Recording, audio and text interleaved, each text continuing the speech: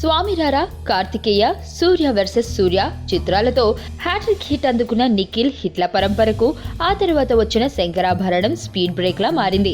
ఆ దెబ్బ నుండి తేరుకోవడానికి నిఖిల్ కు కాస్త సమయం పట్టినప్పటికీ టైగర్ ఫేమ్ వివి ఆనంద్ చెప్పిన కథ నచ్చడంతో ఎక్కడికి పోతావు చిన్నవాడతో మరోమారు ప్రేక్షకుల ముందుకొచ్చాడు. మరి నిఖిల్ ఈ చిత్రంతో ఎలాంటి అనుభవం ఎదుర్కొంటున్నాడో తెలియాలంటే మా సమీక్షలోకి వెళ్లాల్సిందే. కనీసం ముఖం కూడా చూడకుండానే కేవలం మనసు నచ్చి ఆయేషతో పెళ్లికి సిద్ధమైపోయిన యువకుడు అర్జున్. కానీ రిజిస్టర్ ఆఫీస్ కి వస్తానన్న అమ్మాయి ఫోన్ స్విచ్ ఆఫ్ చేసుకుని కూర్చోవడంతో మొదటి ప్రేమలో విఫలమైన బాధతో జీవితాన్ని వెళ్లదీస్తూ ఉంటాడు. ఆ తరుణంలో తన స్నేహితుడి అన్నయ్య ట్రీట్మెంట్ కోసం కేరళ వెళ్లిన అర్జున్ కి పరిచయం అవుతుంది అమల అలియాస్ నిత్య.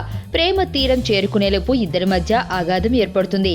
కట్ చేస్తే నేనే అమల అంటూ తమిళనాడు నుంచి పార్వతి హైదరాబాద్ చేరుకుంటుంది. అసలు అమల ఎవరు? అర్జున్ ప్రేమించిన ఆయేష ఏమైంది? అసలు అర్జున్తో ఏమాత్రం సంబంధం లేని నిత్య, పార్వతీలు అతడి వెంట ప్రేమ అని ఎందుకు తిరుగుతుంటారు వంటి కన్ఫ్యూజింగ్ క్వశ్చన్ కు సమాధానాలుగా విఐ ఆనంద్ తెరకెక్కించిన చిత్రమే ఎక్కడికి పోతావు చిన్నవాడా. ఎప్పట్లాగానే నిఖిల్ అర్జున్ పాత్రను ఎనర్జెటిక్ గా పెర్ఫామ్ చేశాడు. ఎమోషన్స్ పరంగా తెలియకపోయినా ఓవరాల్ గా మంచి మార్కులే సంపాదించుకున్నాడు. హెబ పటేల్ అందాల ప్రదర్శనతో అలరించింది. నందిత శ్వేత అమల అలియాస్ పార్వతి పాత్రకి ప్రాణం పోసింది. మాటలతో చెప్పలేని చాలా భావాలని కళ్లతోనే పలికించింది.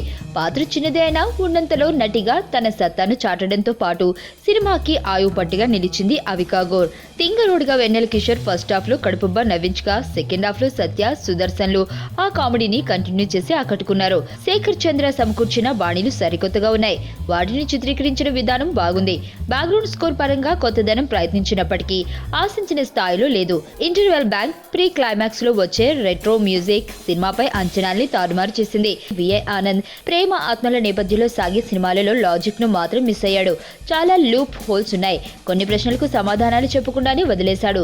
అన్నింటికంటే ముఖ్యంగా క్లైమాక్స్ ట్విస్ట్ సినిమాపై అప్పటి వరకు ఏర్పడిన ఇంప్రెషన్ ను ఒక్కసారిగా తునాతునకలు చేసింది. హర్రర్ సినిమా అనగానే ఓ 4 దయ్యాలు సీన్లు, 2 కామెడీ సీన్లు మిక్స్ చేసేసి ఏదో అయ్యింది అన్నట్టు కాకుండా కాస్త వైవిధ్యభరితమైన కథనంతో సెకండ్ హాఫ్ లో కాస్త బోర్ కొట్టించినా ఓవరాల్ గా పర్వాలేదనిపించే ప్రెడిక్టబుల్ థ్రిల్లర్ ఎక్కడికి పోతావు చిన్నవాడా. దీనికి మేమిచ్చే రేటింగ్ 2.5/5. నీ స్నేహితుడు ఎవరో తెలిస్తే నీ క్యారెక్టర్ తెలుస్తుంది.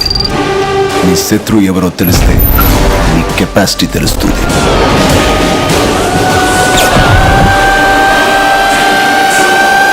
నా శత్రువుని సెలెక్ట్ చేసుకున్నాను.